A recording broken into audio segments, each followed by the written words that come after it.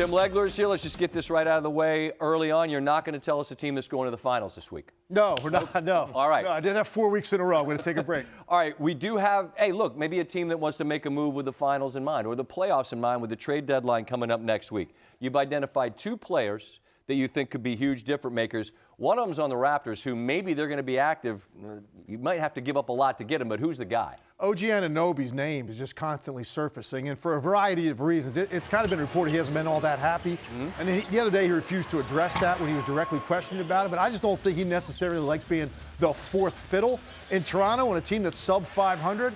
You're talking about one of the best defensive players in the entire league that can guard virtually every position in the modern NBA because there's no real power players down there destroying you for the most part. So he can guard anybody on the floor. He's also up to scoring average of 17 points a game.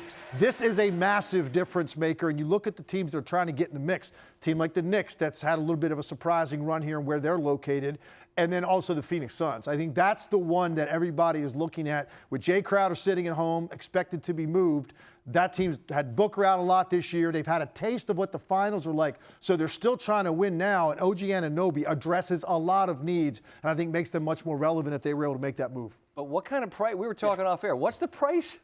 It's rumored 3 first-round picks. That's what you get in the NFL for starting quarterback, man. I like OG a lot. So do I. Come on, be reasonable. Yeah, but up until probably midseason this year, he's talking about a guy that's basically called a, quote, role player. Right. And now we're talking 3 first-rounders. Maybe the Rudy Gobert thing going to Minnesota skewed everything with what they gave up to get him. Obviously, if you really want to trade OG Anunoby, you're going to have to come off of that price tag, and we have a week to go. Let's see if they do that or if it was just a bunch of smoke and no fire.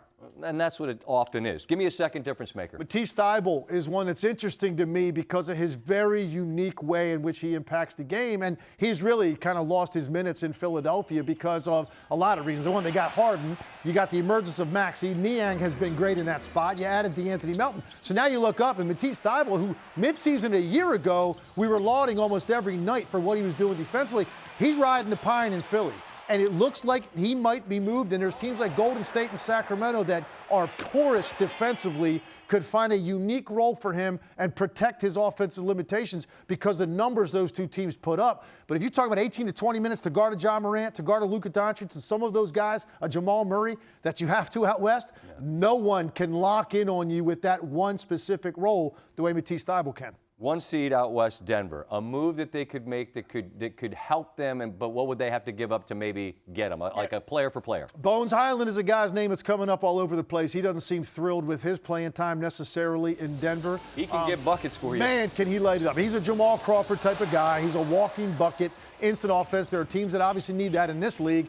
And Denver's looking to add a guy that can guard all over the floor with some size and athleticism. And Naz Reid name comes up in Minnesota. So for a direct trade, maybe there's something there. Denver wants that guy that could jump out on pick and rolls and guard ball handlers that can protect the rim. And also Naz Reid has the ability to put the ball in a basket, as he showed tonight. Yeah, well, I mean, we're talking about Naz on a night where Timberwolves fans might be like, whoa, whoa, whoa. But, I mean, I looked at his numbers. He was single-digit scoring, and it was like 9 of the last 11, something like that. He went nuts against Golden State on Wednesday night.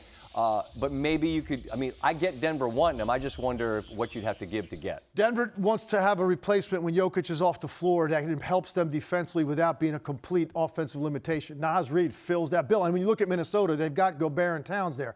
There's just not a ton of minutes to be had for Naz Reid. He could start on a lot of teams. I agree. And I think, that's a deal that you look at. Again, who knows? These are all rumors.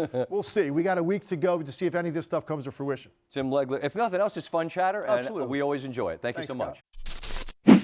Thanks for watching ESPN on YouTube. For live streaming sports and premium content, subscribe to ESPN+.